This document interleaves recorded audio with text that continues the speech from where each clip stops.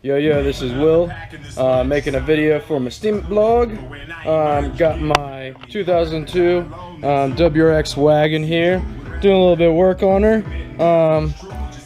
Pretty excited, got a bunch of car parts in. Right here we can see we got some rotors, some struts, and then the big thing I'm doing is I'm actually going to be lifting her about an inch. So here's a lift kit. So making a little video, kind of going over some stuff doing on my car. And yes, you can see behind me that is what we call a powered parachute. It's my dad's flying machine. It's pretty cool. Yeah, we can see all the toys in the garage, and then over here, that's my bike.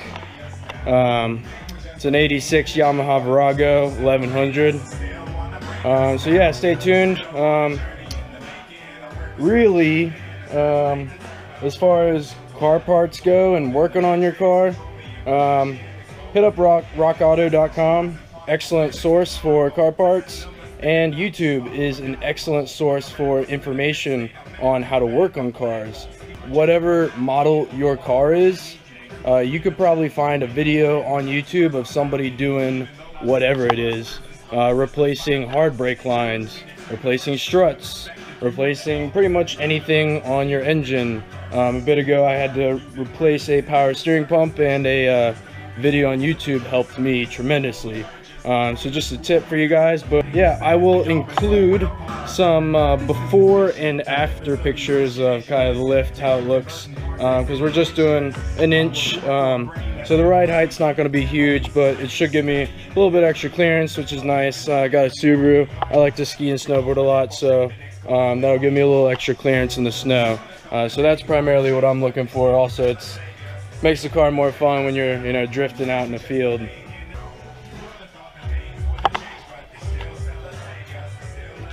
So this Subaru is a 2002. It's a WRX wagon.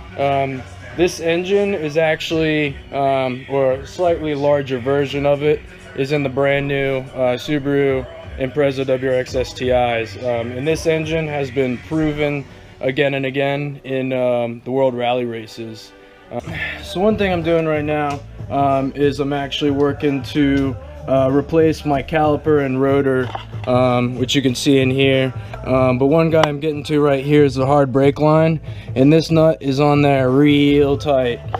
So what I've done is I actually had to go out and get what's called a flare wrench. So you can see these guys right here.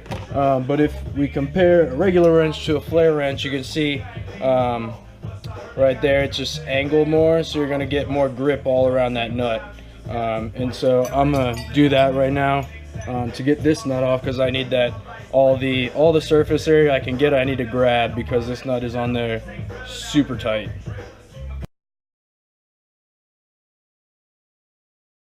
So I just used the flare wrench, and I was wrestling with this right here. You can see, well, there we go, dropping wrenches.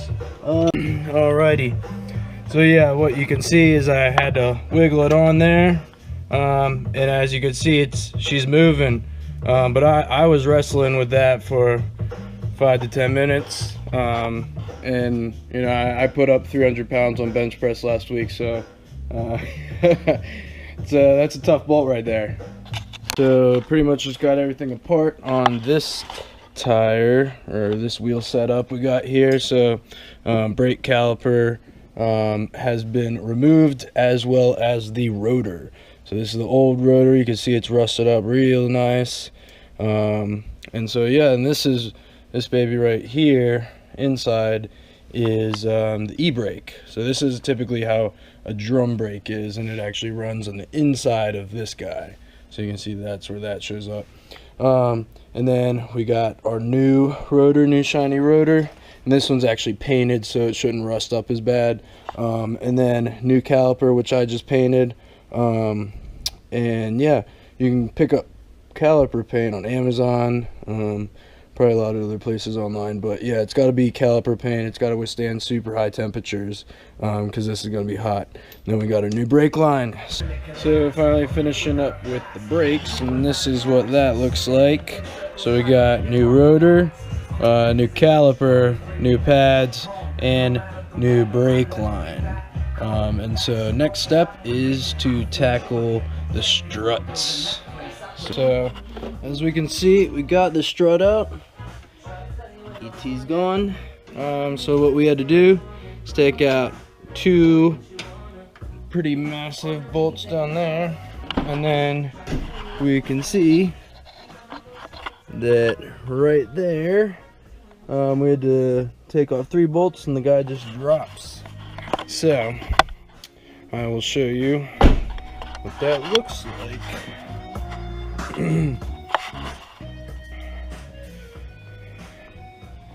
So right here we can see old strut and new strut. So watch this. This is what we call a broken strut.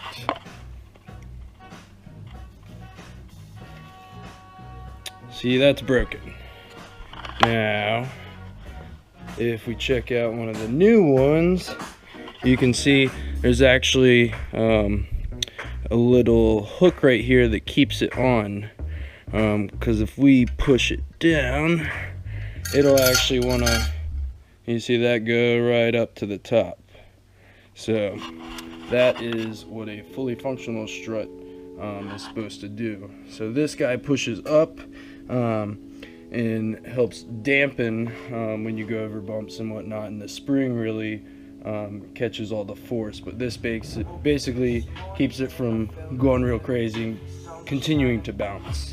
One thing that I found out while working on my car doing this strut replacement is actually that the back 2 struts are not actually symmetrical. They're not the exact same.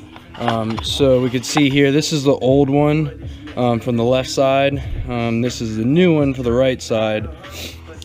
So we can see down here that they're actually opposing struts. So, but if we look at this guy, see how there's this flat part here? There's not a flat part on this side. So I was actually super worried. I was like, what? They sent me the wrong parts. I was about to be pissed. So I did some research and matched everything up, and if we look at this strut, it's very hard to see, but right on there, there's actually some numbers and letters written, and I looked up the exact part numbers, and they are correct. And I was like, what? This is crazy. So I ended up taking both struts out, looking at the old ones, and now I can actually see they're slightly different. So I was confused in the beginning, but now it makes sense, and I know that I have the correct parts. But if you own a Subaru out there, this could be the case for you. So don't be alarmed if you're working on your car. If you don't have a Subaru, disregard. And sorry about that. Snow driving's probably not as fun. So here we go. We got new, completed, brand new strut. We got old spring. We're reusing this boot guy, but we added an inch right here. And so how that works is I had to put new bolts in. On this old one, you can see they're actually in there real tight. So what you need to do is, if you're doing something like this on a Subaru, I used a 9/16, and it fits perfectly around this guy. Once you take the top pad off, basically you can fit this around like that, and then you can hit this with a hammer, because that's just it's been pounded in there. So these guys need to come out, and then they're replaced with these guys. So you can see that.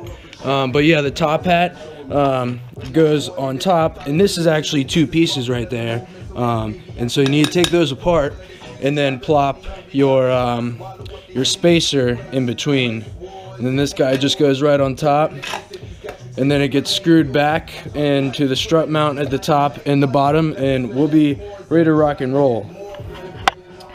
So another thing that I'm doing right now is working on getting this top nut off. And so you can see right here that got a 6mm hex in there. I believe it's 6mm, and then I've got these are offset wrenches, very handy. So I need to get down in there, but what I've done is I've put this on this block of wood, so then I can crank down on this, and then I don't have to secure this onto anything with a big ass vise. I can just use this leverage right here just by pushing down like that. See that? And she's turning. So yeah, just remember, when you're working on things, it's all about leverage. Work smarter, not harder. And you can get those parts off, get that thing fixed. So yeah. So if you decide to rebuild your struts, there's certain parts that you can reuse. So I just took this guy off the old one, and basically it's a rubber gasket, a dampener. But it's dirty, but it's still good, as you can see. So there's a lot of parts that you actually don't need to replace. And this looks a little gross, but it's actually fully functional. A bit dirty, but you can replace it. And then this is a heavy boy dampener for if your whole, if you go off a jump and your whole suspension bottoms out, this is gonna catch it. So this is just a big rubber guy to keep your suspension from actually, kind of exploding. So yeah, just another thing to keep in mind, you can use some of the old parts off your old strut, but this is the guy that needs to be changed, the gas chamber, because this one is completely toast. This one's really bad. So as you can see, it's kind of whoop. Yeah, it's supposed to shoot up, whereas this guy, not as bad. But yeah, it's still not coming back up. So now we've moved on to the front end. I've got a new rotor on this side. Old one was a little bit warped, just becoming slightly unsafe. If you get a lot of throbbing at high speeds when you just put your foot on the brake, could mean your rotor is getting warped, or you have a more serious brake issue. But warped rotor was what it was for me, so I just popped a new bad boy in there. But then I went ahead and installed a 1-inch spacer on the top of this strut. So that involved taking these 3 guys off. The strut just comes right off once these 2 nuts are taken off. Now if you're doing this on your Subaru or on your car, I had to get somebody to got my brother to help push this down with his foot so I could get this back in there, because this wants to come up and obviously the suspension wants to push down. So we have these 2 opposing forces, and basically we need to allow them to match up so that we can get these bolts in here. So what we had to do was push down really hard and get the bottom one in first, and then pop this top one in. So if you're doing this on your Subaru, you will need a buddy, unless you want to start altering with the actual tilt and camber of this guy and start messing with these adjustments. But I was able to get my brother to help me push down while I pop these screws back in there. So now I'm starting to take off this other side over here. So if we jump down here, you can see this is how I'm beginning to try to take these nuts off, these bolts. And just to get a picture of how hard these guys are on there, this is an impact wrench, and I'm gonna put this guy on here, and you'll see it'll just wham away, and it's not gonna do anything. I mean, it's just sitting here, and it just, yep, that's on there pretty good. So gonna have to rely on smarts and leverage with the tools I have. So we've gotten off all 3 already. So what I've been doing, and I think this is a pretty good practice, is you pound on it a little bit with the impact wrench, and then you pour some WD-40 or liquid wrench on these bolts to help get them a little bit looser, and then you just got to use brute strength. And what you can do is you can attach some sort of a pole onto the end of a wrench, and that'll help you get way more leverage to help you get your job done. So one more tip, you can see I got these bolts out. See how it's just kind of sitting right now, but this is pushing down and this guy's pushing up. These holes are not aligned. We got some opposing forces. This edge is caught right here, which is a good thing because I'm gonna put this towel over this rubber boot back here. So this guy right here, rubber boot, we don't want this guy ripping that boot at all, because that's a few $100 to replace. And yeah, that's something I do a lot of work on my car, but that's something I'll get a mechanic to do. It's a little bit more involved, replacing boots. So yeah, I'm gonna try to protect that guy as much as possible because we don't want to damage that. And this guy's gonna be trying to push down on that boot when I take it out. So that's another reason that we want to cover up that boot and protect the parts in the car that are working and not broken. You know, if it ain't broken, don't fix it.